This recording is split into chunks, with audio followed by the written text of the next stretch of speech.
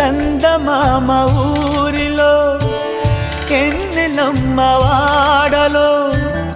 అచ్చ తెలుగు పుచ్చ పూల పున్నమేనులే